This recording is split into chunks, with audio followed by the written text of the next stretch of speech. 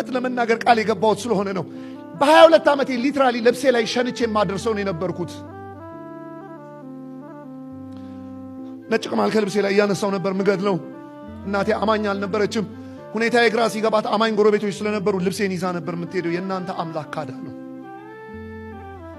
የእናንተ አምላክ ካዳ ነው።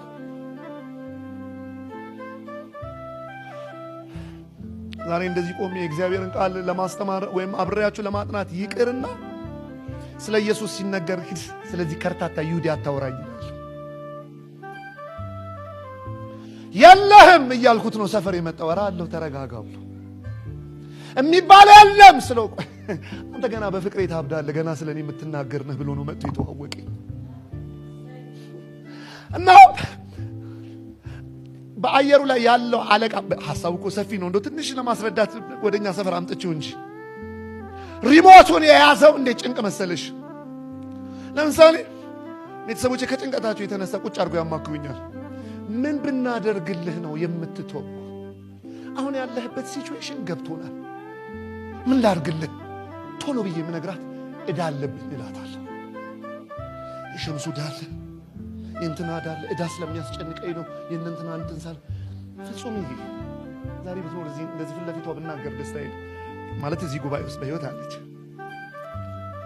እና ፍጹም ይሄ እኔ ገንዘብ የለኝ ልበደርና ልክፈልልህ ከዛ ተስተካከለ። ለአባት ነግረዋለሁ የለኝም እጄ ላይ ግን እኔ እበደርና ከፍልልሃለሁ።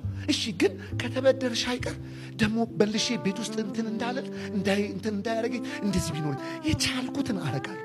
ትተዋለህ? አዎ። አንድ ሁለት ቀን ይቆያል። አባቴ ይጠራል። ቁጭ ብለን እናወራለን። ፍጹም ታቆማለህ? አዎ። አንተ እኮ ከልጅነት ጥሩ ልጅ ነበር አይደል? ትተዋለህ አይደል? አዎ። ያቅሙን የተበደሩት በላሁን ይሄንን ዕዳውን ክፈልና ከዛ በኋላ ማታ እናወራለን። እሺ ኤርሚያስ እሺ። በጣም የሚገርም በጣም ሲሊ የሆነ የወጣት ምሳሌ ነው የምናገረው፣ ግን በጣም ተረዱኝ። ምን አለ ግማሽ ዕዳ ከፍዬ ብጀምር?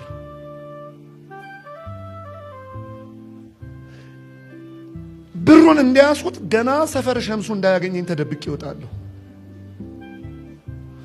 ወድጄ እንዳይመስልህ የአየሩ ላይ አለቃ ይዞኝ ነው፣ ፎርዋርድ አድርጎት ነው።